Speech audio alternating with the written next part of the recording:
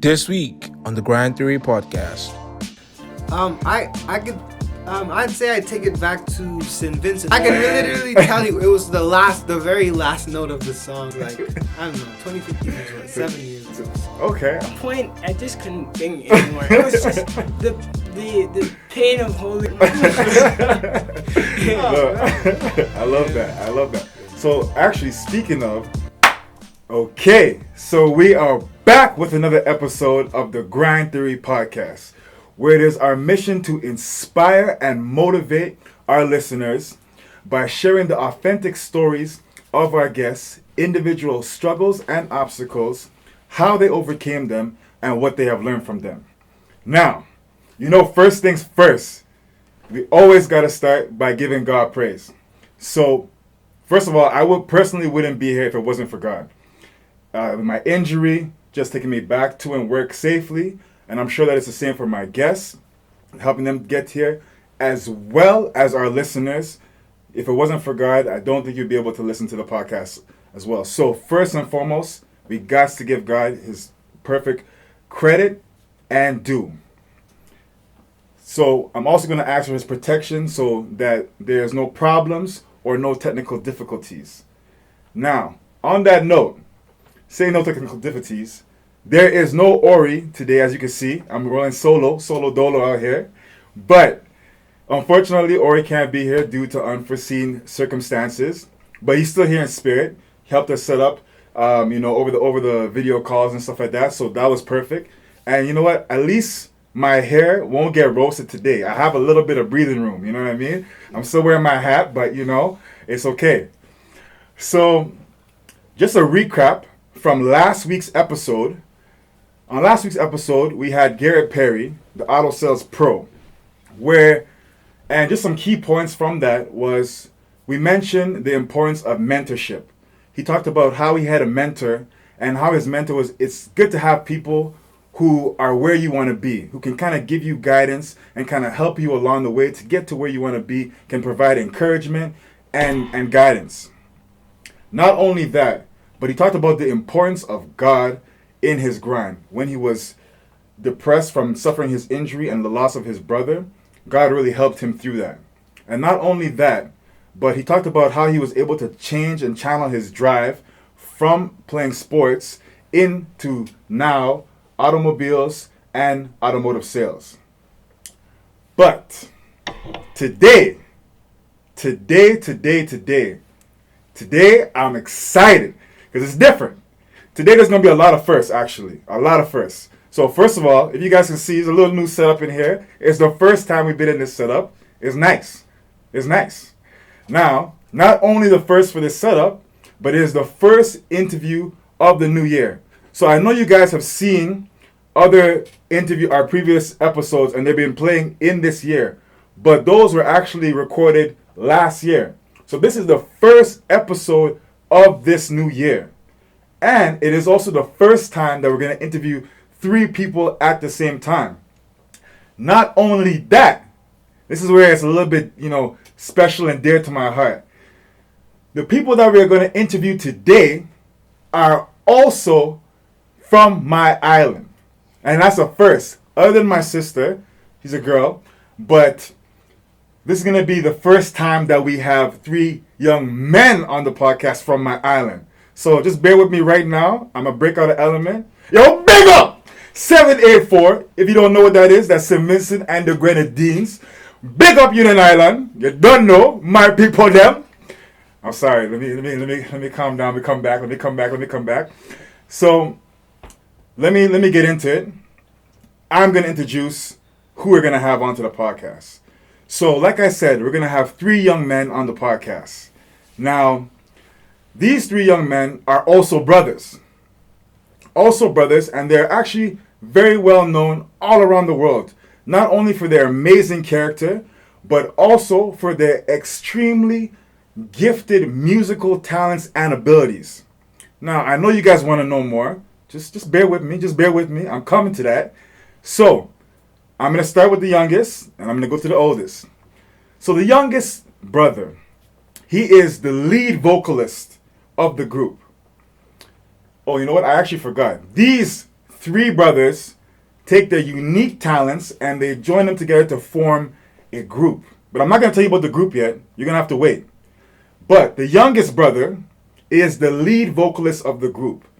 Not only that, but his voice has been said to have the perfect pitch. And just to show you just how musically talented they are, he doesn't play just one, not two, not three, not even five. He plays 11 instruments. 11 instruments. Not to be forgotten, we go to the second brother. Now, the second brother, he is the lead pianist for the group. He also, see, people want to say that this brother is the quiet one. But I've been doing my research, and he definitely is not the quiet one. Most definitely he is not. So, he is also the rapper of the group. And not only that, just to show you how musically talented he is, he also plays 5 instruments. So, to the next brother, we got to leave the last is the oldest. So, the oldest brother, he is the lead guitarist for the group. And he also has an amazing voice. And at times, he is the lead vocalist for the group. He also, just to show you like how gifted these guys are, he also is gifted and plays 5 different instruments. Now, these guys take their unique gifts and they combine them to form an amazing group. Now, with this group, they have played all over the world showcasing their musical abilities. They have performed on the Ellen Degeneres Show, the Steve Show, the Nickelodeon, America's Most Musical Family. They won that in 2020, as well as the Motown Magic. They have done all of these different shows. So, without further ado, I'm not going to hold you in suspense any longer. We would like to introduce the Melisizwe Brothers, Zachary, Seth, and Marc. Woo! Okay. Okay, so I'm going to get you guys to do one thing here for me. Just for people that may not know you, when I say your name, I just want you to wave. Okay, so Seth, just wave so that people can see you. Zachary, yeah. Marc. Okay. So, I'm going to tell you guys, I'm super excited to have you guys on the podcast. Yeah, especially because you're from where I'm from. Yeah. So I got extra juice, you know? I got extra juice. So if my accent comes out a little bit, just bear with me. But we're going to jump right into it. So, Marc, you guys are well known all over the world. You guys went viral and you guys have been able to perform in all these different places. But I want you to take us back to what it was like your early childhood before you guys went viral. Give me some of your most memorable experiences from your childhood before you guys went viral. Well, before it all took off, it was just us having fun, We were in the basement, and we had a basement, and every night we'd just be downstairs, just playing. And I usually say that I usually point out that Seth was the one who made mistakes, but a lot of the time they correct me, like, Marc, no, that's not how the story went. That it is actually you making the mistakes. I'm like, really? But I just remember having fun. Marc tends to forget things at times, so yeah. Yeah, and our dad was with us too. He was usually on the bass guitar. Okay. Our mom was one of the backup singers. Okay. Zachary was on the drums. He was also a backup singer. At the time, I was like the lead singer when we were kind of in the basement and all that. But yeah. Okay. That's nice. So you guys have been surrounded by music since you guys were young, like just always around it. Yeah, it was always like that. And ever since I was young, I was 2 when I started singing, and ever since then I've always loved being around singing because Marc got into music before I did, so it was always a musical family, and it was always fun because we would always be singing around the house and playing together. So it's always that connection with music. It was always there. Okay. Yeah. Okay, I like that. So, did Marc introduce you guys to music in a way, like for the brothers, him being the oldest brother? Did he kind of introduce you guys to the singing or the music or the instruments? Well, how it started was, so at the school that we were at here in Leduc, Corinthia Park. So there were talent shows, right? And at the time, Zachary and I, we were too young to go out and perform. So we'd always, see Marc up there singing his Jackson 5 songs. And so, Zachary and I wanted to be a part of it too. So, we got started in music. Zachary and I first started with piano. I was 5, I was 4. I don't think you could join in until you were like 6. So 6, which was grade 1.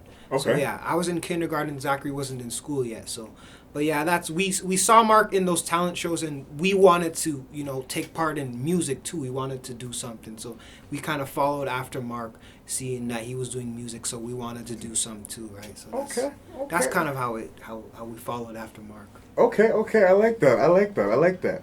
So now I got a question for you, Seth. Yeah. So, what is you guys? Okay, you can throw a little dirt here. What is the funniest memory that you have of your brothers? Of my brothers, well, I could, I'd say I'd take it back to St. Vincent. We were living in St. Vincent.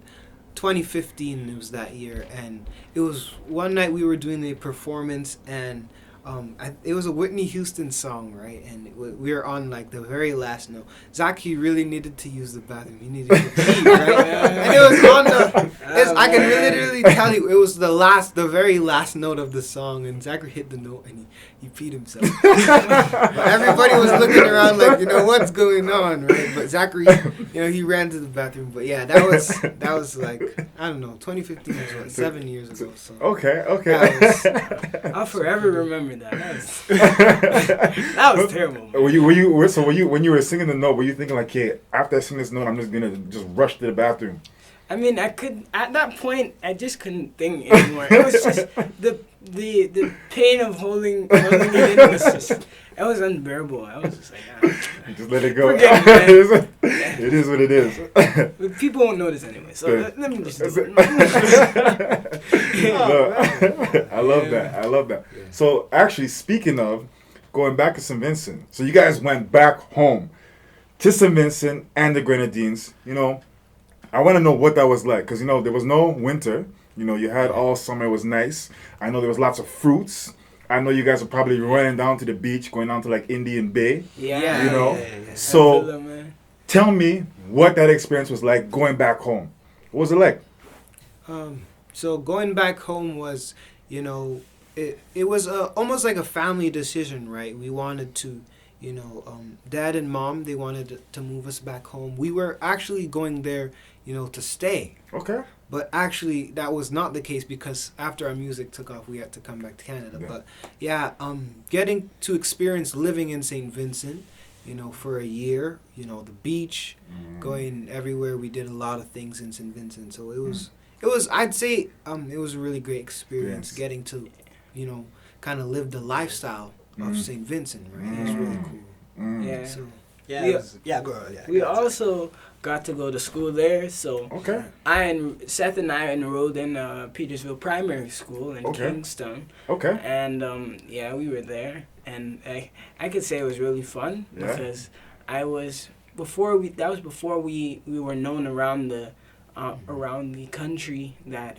we started going there. And after we started performing like at the Victoria Park and Brooklyn Bay and all over, then the kids in my class would always come up to me and ask me to sing a song. And, ever since then, it was always like that. But it was pretty cool. I like that.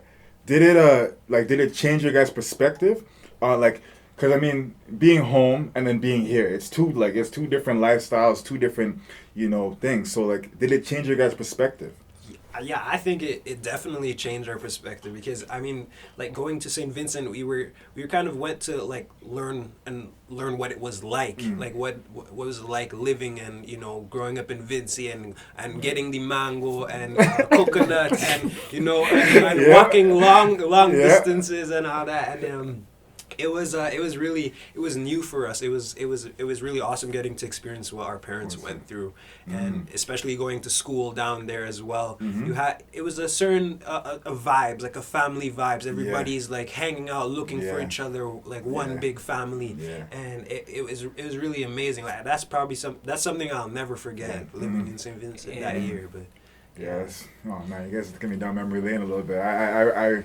Because my family actually lives back home right now. So when you go home, it's just like, it's just the people. Like it's just a different, like you said, a different vibe. You know, they create that. It's very like family, community oriented. That's what I feel like. Everybody knows you. Everyone kind of looks out for you. So I really, really like that. I think I like that. So you guys actually, if I'm not mistaken, it was in St. Vincent that you guys actually went viral. Yeah. So, kind of tell me, like, how did that happen? How did that happen? Well, it all started when we were doing, like, a video. It was in our basement, and it was, we were doing a video, and it was I Look to You by Whitney Houston. Okay. And we were just posting it online just to, just to show everybody what we were doing, and because we shared it to some of our friends and family, so we just posted it online. And then a few days goes by, and we get this message on Facebook from somebody, and they sent the link to the video back to us, and it had 800,000 views, over 800,000 views. Holy. And it went, and I think that's the time when we realized that we can actually do it. We can actually get out there and, do something as a group. And around that time, I remember our dad sat us down and we had a conversation.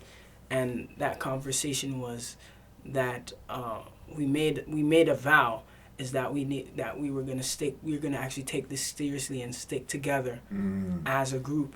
I love that. And ever since then we've always been making our best efforts to stick together and perform and do the best that we can. So it was back in 2015, and it's pretty cool. Wow, that's the one thing that I really, really like about you guys, even from talking to you guys outside of the podcast, is that you're always about sticking together. Like that's something that I really, really admire. Like I really admire, because especially as brothers and family, because at the end of the day, you always have family, and I think family is closer than like friends and stuff like that. Like Seth and Marc are gonna know you the best out of anybody, other than your parents, right?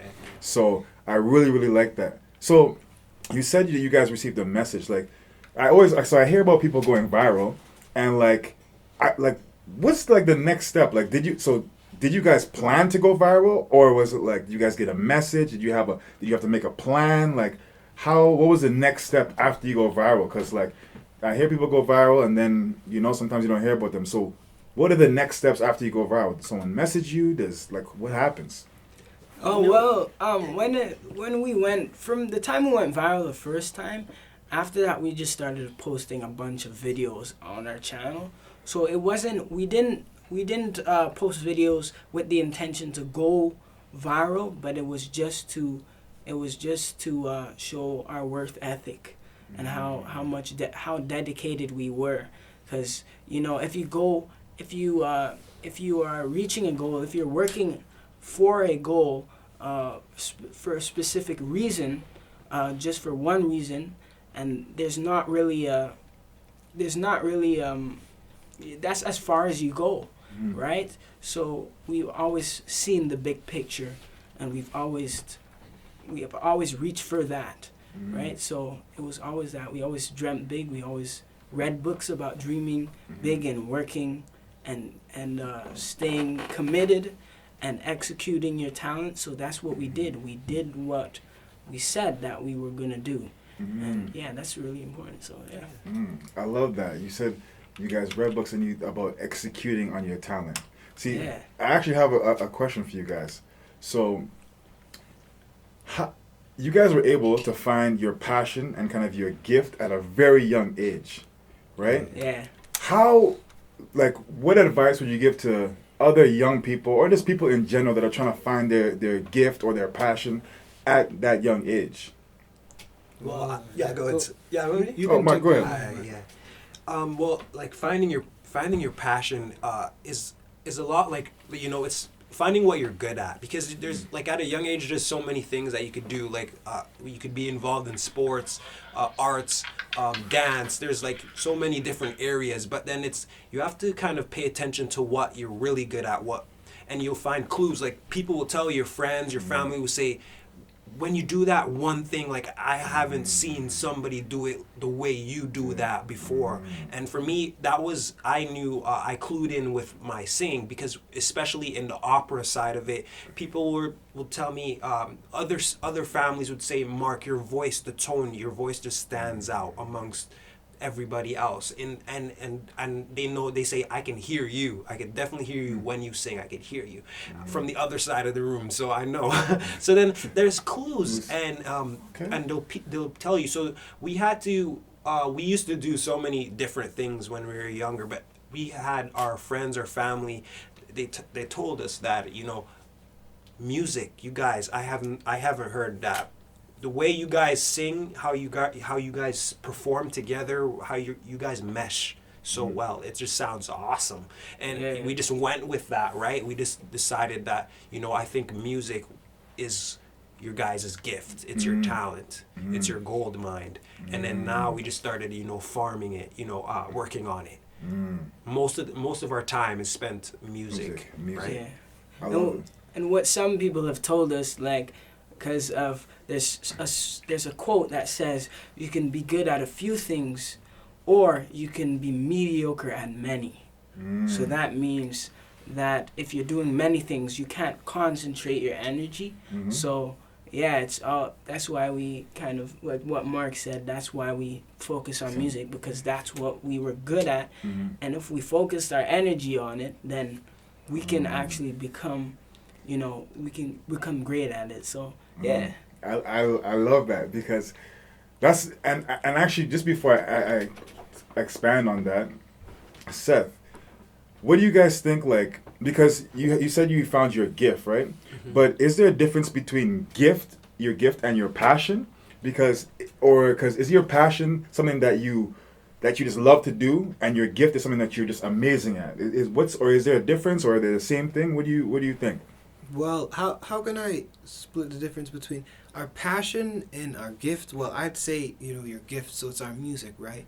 And I wouldn't really say they're two different things. You can, you know, there's more than one name for the gift, you know. We call it the gold mine. Your gold mine is, you know, what you're really good at. It's up here as well, right? It's your brain, right? So, I love that. But yeah, I wouldn't really say passion is a difference between you know, your gift. I'd call it more like a hobby. Let's say I like to animate. That's like another hobby of mine. Or I like to draw or do, you know, that, right? I'd call it that. But yeah, so our passion is music, and then on the side you can do a little bit of, you know, not too much focusing on it to stray away from music. You want to make sure your main focus is music, and you can do a little, you know, something fun on the side if you want, right? So I think, like from my view on that it's kind of like your gift and your if you were to separate it, your gift and your passion kind of tie into each other, because I think you have to have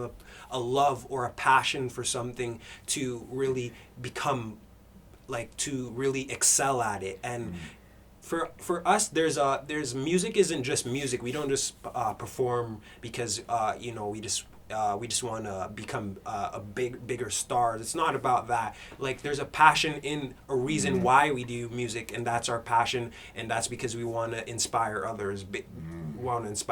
So that's our passion for that is our drive for music. So they tie into each other a lot. So.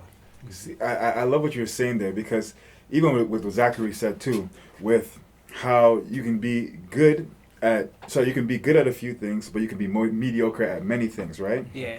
And it's like, so you know that music is what you guys want to do, that's what you're good at, and that's what you want to do. So even the other things that you guys do is probably still centered around music and making you better. So maybe when you're working on editing or you're mixing, those are still towards music. Yeah, music related. So it's still music related. I like that. No, I really do like that.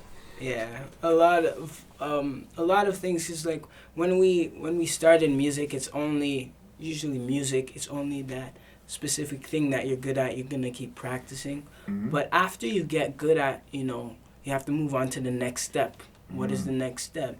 So that's when we started mixing, like you mentioned before, mixing and doing like tutoring and so on, and creating the gold mine. So those are all music centered stuff. And that's kind of what, that gave us the push to do more, because you're expanding on your gift, your passion. So yeah, it's a little expansion. See, so I like what you said, because sometimes, like even for me personally, at times I feel like maybe, okay, say I'm doing podcasting, right? But I might have other interests. But as I'm doing podcasting, I might feel like, oh, I'm stuck in podcasting. Even though I want to do other things, I can't do it because I'm good at podcasting and I'm stuck to that podcasting. But what you said was interesting, because you said after you get good at it, then you can expand to other interests that you have, other things that you want to do. So how do you still stay consistent with music but still add on other elements? Well, it's for us. I think it's a lot to do with your time, how you spend your time, because everybody has 24 hours, so it's not like not to like overcomplicate. Like you can always make time once you know what you're supposed to do, how you place your time. So we kind of made it a bit simple to say we just said like 80-20. Which we learned from some of the stuff we read. 80-20 means 80% of the time you spend on what you're good at, which for us that was our music, and 20% of the time you spend building on the smaller things, right? So even like we have other interests, like for Seth that was animation. Zachary, he's into planes, science. I'm into like. Yeah, I mean, Zach, he wants to be a pilot, but go ahead, Zach. Okay. I don't want to be a spaceship, so. Oh, yeah, that's me. I like that. That's me in the next 20 years. You know how it is. You heard it on the podcast first. Yeah. You heard that. 20 years. Yeah. give me 20 years. It's enough. Yeah. Okay, I got you. All right, we're going to play back the clip. So 20 years later, on the Grind podcast, and then be like, play it back. Oh, I remember that day. I started with Aquille, and Yeah, I remember when he said I'm gonna be a spaceship. I usually don't really say much of that stuff, but yeah. No, I like that. I do. I really do like that. Yeah. So I know you guys, like, I know music is your main interest, right? But I also know that you guys care about your bodies, fitness, and running, and doing all those different things. I'm a really big sports guy too. More in particularly, probably basketball. Basketball is my sport, my love. And in basketball, they have this term that they call starring in your roles. And so basically, to build a championship team, right? You might have the franchise player who you build around. Then you might have your role players who they're essential. And then you might have another player who's your emotional leader. He controls the emotions of the locker room. So without one of those players, without one of those groups, it's not going to work. You need all of those work cohesively to make a championship team. So I noticed that you guys have built a championship team, in my eyes. So what are your roles, and how did you guys decide your roles? So Zach's the lead singer. That's it. I'm the pianist backup. Marc's backup. So as Marc was explaining before, Marc used to be the lead singer, right? And then Zachary was the backup. And then I wasn't backing up at the time. I just stuck to the piano, right? So how we decided our roles, well, when we really took music seriously which was 2015, right? So when we started our group, we Zach, he was doing the singing, right? Mm-hmm. But before that, we all made a decision. So we came together and made the decision and said, let's actually, let's make it more focused. Let's look at the group and see what we could do to really make it, that strong group, right? So Zach, he's the youngest, and it's also about image, right? Mm. See, now Zach's the youngest. You know, Zach was a little bit smaller then, so the lead singer role really did fit him whenever we were performing, right? Yeah. And then Marc and I, we are the support. So think of our group as a triangle. So Zach's in the front, and Marc and I are the two in the back as the bass. So it's really, it drives, wherever we go, we never switch it up. Because as you notice, Zach's usually the one who's, doing those. And Marc sometimes, he does his songs. But for example, when we were on America's Most Musical Family, we always had that group, the triangle. We didn't switch it up at all. Zach's always, singing the lead parts, and he's doing all the songs, right? And Marc and I are there to...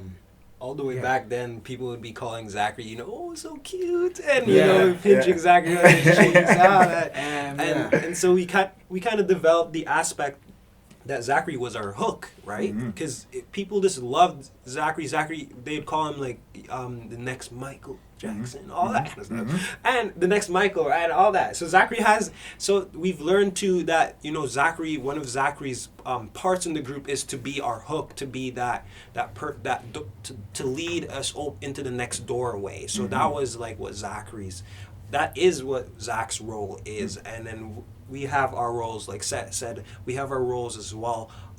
Ours is like more supportive, but then when it's time for one of us to lead, then we take, like our triangle, we take the lead, we take the side that, has a focus point on that. And Seth is the one who makes the final decision for us. So when it comes to making a final decision, that's Seth's role to play.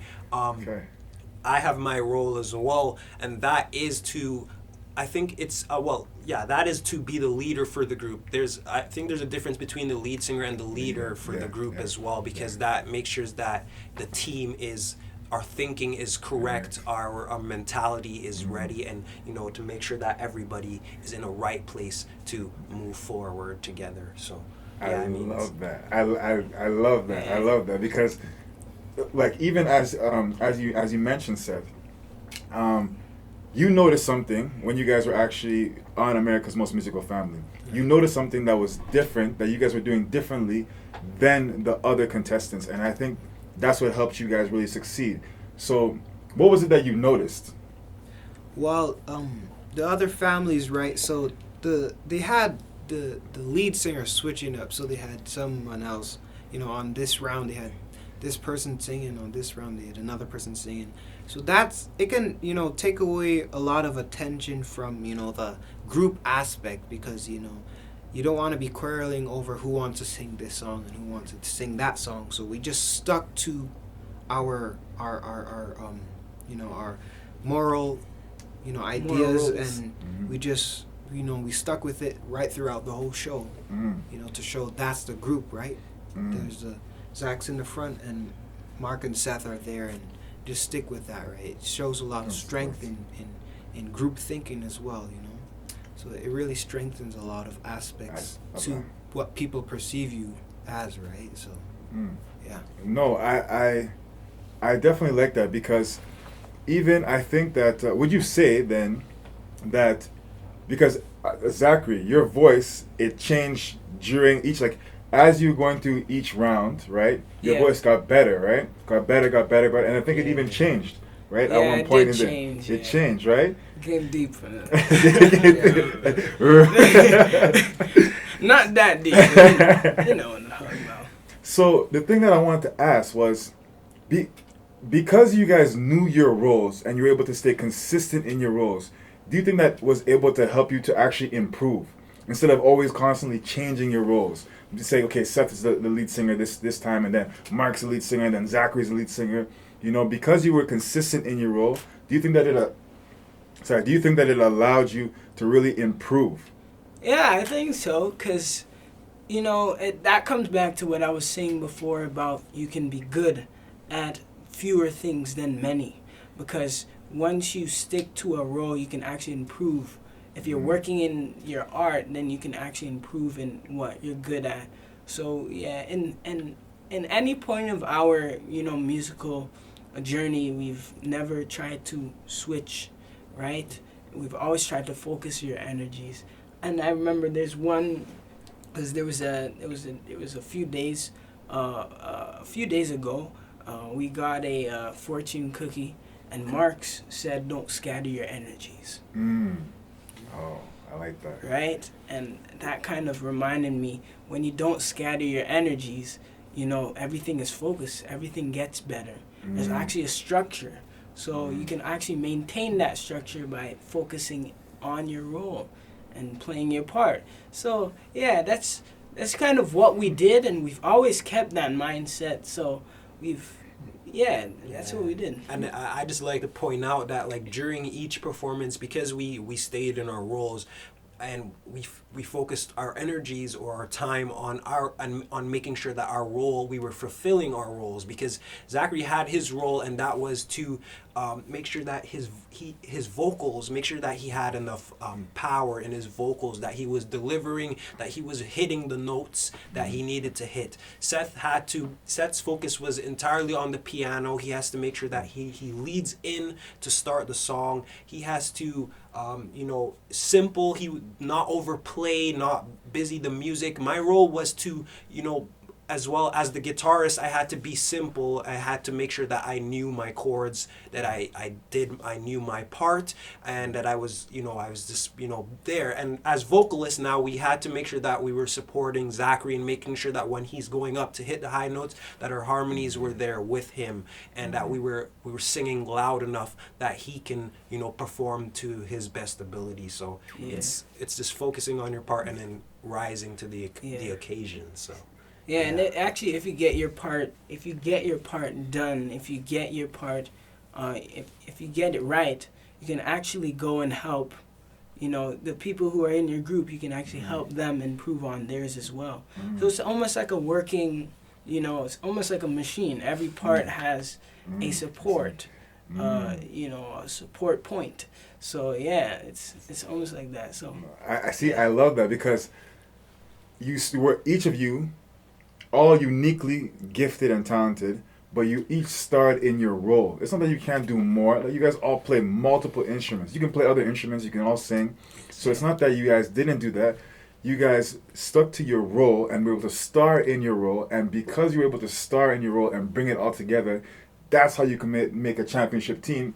And the results were there. That's how you guys you won America's Most Musical Family, right? Yeah. So I love that. I was studying. I was like, man, that's super, super dope. Yeah. So now I know that you guys know your roles, right? But what about, there's got to be days sometimes when you're not really feeling it. Like, sometimes you're unmotivated or kind of uninspired. Maybe Zachary, you stayed up late, you're tired. Or maybe Seth, you're annoyed with Zachary and he's bugging you.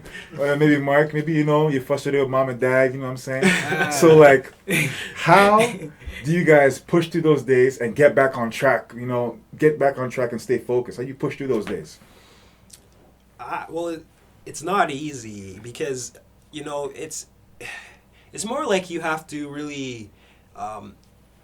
it's more mindset. You have to kind of lean on each other a bit to, support each other. Like, Mark, and we're okay with it. Like Mark, you gotta get up, man. Or Mark, attitude. We can read attitude from you, and we're okay with that, because we made an agreement, and part of that, beyond that, is that we're brothers, and that we made it okay for us to, like, correct each other, or to tell.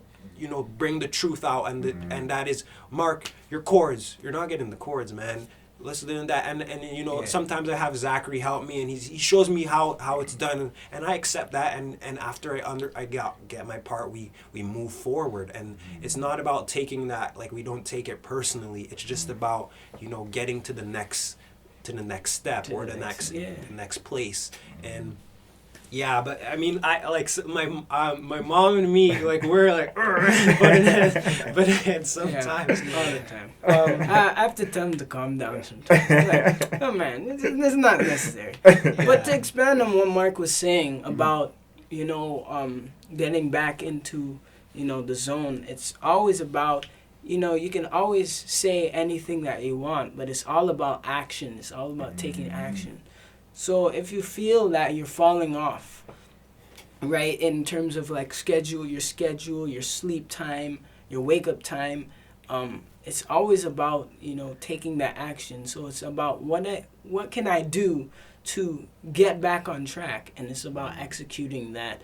So yeah, you can say so much, right? So much can come out of your mouth, but it's all about taking action. That's the difference maker, right? And that's what actually, disciplines you, because even if you fall short, you can still discipline yourself and you can still motivate yourself and get back on track. So we kind of use each other as motivators to, push each other. So, yeah, it used to be that a lot, but, since we're getting older, we've kind of have to be in an independent zone, but also be supportive of each other. So, yeah. Oh man, I love you guys' answer. Sometimes I'm getting excited. I'm like, I gotta calm down. But I love that answer, because even for me on the podcast and stuff, with Ori's not here, but the one thing that you said I was gonna actually ask you was you guys, like I said, you guys know your roles, and you answered the question already. But the thing is ego and pride, those are human emotions that everybody has. I don't care who you are. Everybody, whether you're brothers or not, everybody has it.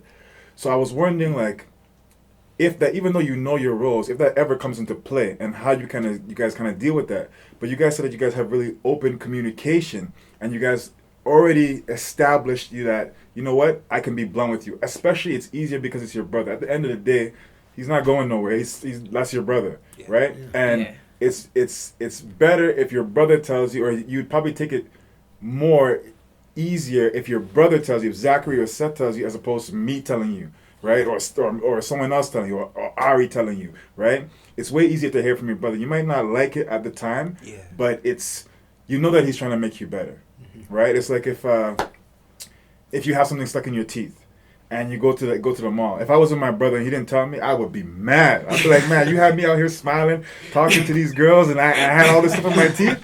I'm like, man, what's going on, right? Yeah. So I don't want to hear from somebody else, right? I want to hear from my brother. That would not be good. I would be so mad. I'm like, man. I'm just embarrassing myself.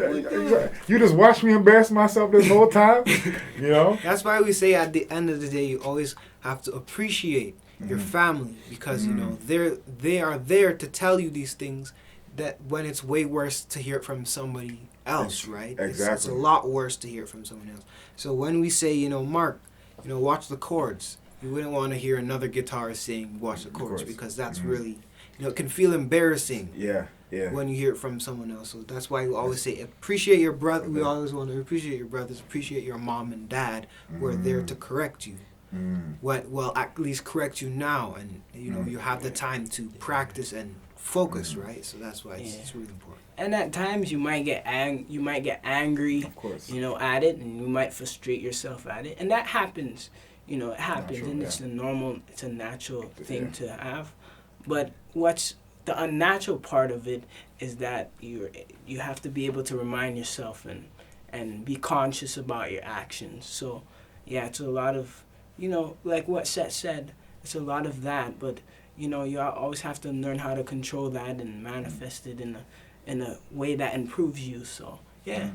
So I love that. So you guys would say that correction from, I guess, maybe not from every single person, but correction from your brothers who know your skill set and know what you're capable of, it really helps you guys improve and get better, because you guys can be blunt with each other.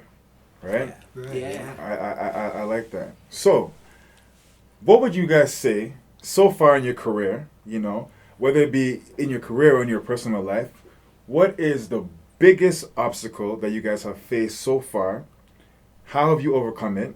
And what have you learned from it? Now, you guys can answer this all collectively. You can answer it individually, however you guys want.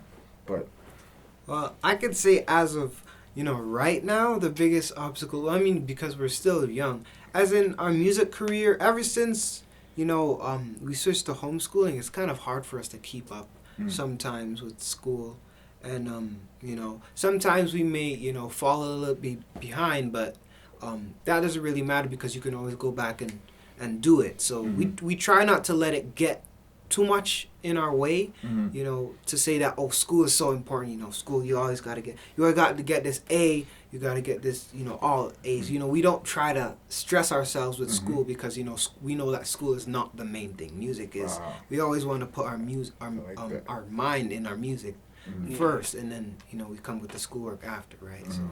but yeah, we always deal with the schoolwork. You know, we also make sure to help each other out, Mm. especially if one is falling a little bit behind. You know, I don't really mind, you know, helping Zachary. He sends me some of his schoolwork. I've Mm. done it already, so I know what to Mm. do. So, you know, that's kind of what we do when it comes to that. But That's how we It's fix it. not cheating. It's not. Yeah, but personally, it's not like that. Like schoolwork is in the way. It's like because like to do certain things, like you know, when it comes to like traveling internationally or appearing for certain series or anything like that, there's a requirement. There's a certain educational requirement with your grades that you have to hit a certain percentage, and because in order to do what we love, we have to meet that percentage. Yeah. It actually helps us to perform better overall in our on the school side because you know I think it's like 75%. 75. Yeah, Is you got to be You above gotta, that, you gotta be above that. or you can't. You You can't go nowhere. You can't go anywhere. So we've had to you know it's actually in terms of like what the average student goes for, we're above that. Yeah. So music has helped us to actually increase our our education overall. So yeah, I mean it's definitely an upside to, No, to it all. Yeah. I love that because so music is tied to so much of that you guys do, and so it combines with your education. Like I'm sure compared to the average person, your musical knowledge is way more advanced than the average person. Like you're gonna know like chords and like I was saying earlier before we even started the podcast. Like how do you guys play all these different instruments? Like I don't know, man. Like you guys are playing all these. Sorry. You guys are playing all these different instruments, and like it takes like just to play. I can't play one instrument that well yet. Words are powerful. Right. Yet. Yes. But I will. But you guys play multiple instruments, right? And just the fact that, like, for example, when you guys started out playing these instruments, you weren't like, I was watching you guys even in the live stream. I'm looking at you guys, and sometimes you guys don't even look down. You're not looking down at the piano, you're not looking at the guitar. Like, how were you, because I know you didn't start out that way. So, how are you able to stay patient enough to get to that point and consistent enough to get better? Oh, well, how we're able to stay patient? Well, it was I guess it was when it started a long time ago. I think it was when our career started. I think that's when we decided to perform together. Because we always read books about improvement, self-improvement, about constant, repetition. So we've always known consciously that if you practice every day, then you would get better. Mm-hmm. You wouldn't see the results, but maybe in 3 to 5 years you would eventually see it. Yeah. So yeah, we always read books like that, and it always kept us in the headspace to know that we would eventually get better and keep on improving. Yeah. And we still, even with that information, we still practice every day. Yeah. Because there's always room for growth. That's what we always say. There's always room for growth. So don't close that gap. Yeah. Stretch that gap even further than what it is now. So Yeah. It's like a constant state of improvement all the time. Yeah. Always trying to improve and get better. That's why you guys are always practicing. Because, like, I like that you're always improving. Even though you guys are so well known and you have all these extremely, like, so dope musical talents and abilities, you're still trying to get to the next level. Yeah. And I think that's like, I think sometimes what happens is lots of people, they get to a certain level and then just like, oh, you know what? I'm good at this level. I'm getting lots of attention. Everything is going well. And you know what? It's cool for me to stay at this level. But you're constantly pushing to get to the next level. And I think that is a mindset. I've like, even through this episode so far, I constantly hear you guys talking about mindset. And that's something that I'm really big on is mindset. I think it's super, super important. Something that I realized with my injury was the big thing that changed my whole kind of life around was when I really try to zero in on my mindset, improve my mindset to improve all the other qualities of my life. So one thing that I wanted to ask you guys was, you guys are performing at all these different venues. You performed, like I said, the Ellen Degeneres Show, the Steve Show. You've been on Today with Honda and Jenny. All these different things, right? You went to the Apollo, you didn't get booed. People get booed at the Apollo, you know what I mean? Like, people get booed at the Apollo. You didn't get booed, you guys are getting cheered. Like, how are you guys able to stay calm in these high pressure situations where thousands and thousands of people are watching you? Like, how? Well, it all comes back to, practice. We know that we don't get nervous when it comes to these things because before we're even there, we're always, we make sure to practice. Like, before we went to New York to do the Apollo, the Christmas special, we were at home here in Edmonton. Well, we live in Leduc, but yeah, we were making sure we were practicing. We're practicing the Christmas song, Santa Claus is Coming to Town.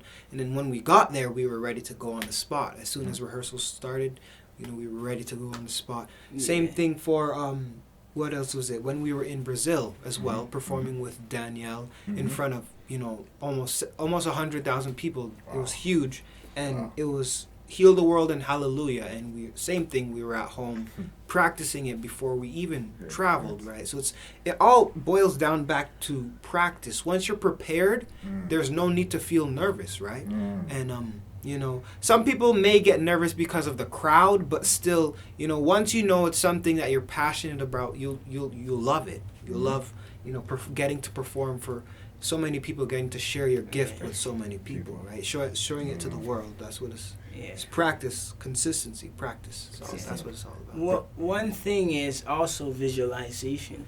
We tend to do a lot of visualization when we're alone, and usually when we, for example, America's Most Musical Family, when we did that in 2019, before every single performance that we did, we always visualize. So that kind of got us into the headspace of what we're going to do when we get on the stage and what it's going to be like after we perform on that stage.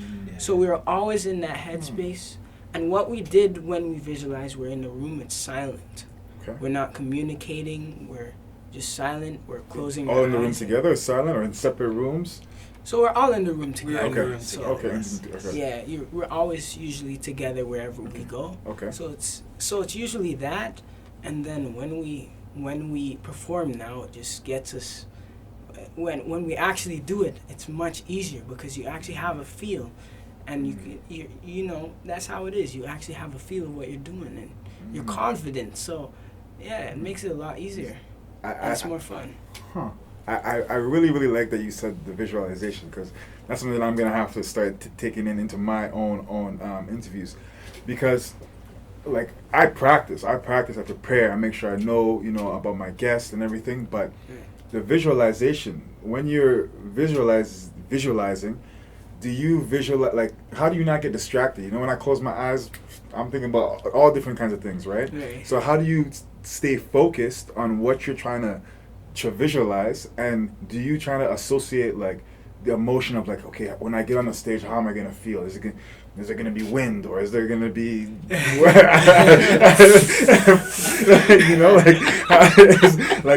is it gonna be like? Do you guys associate those feelings? Maybe the smell, there's gonna be banana bread in the crowd. I don't know.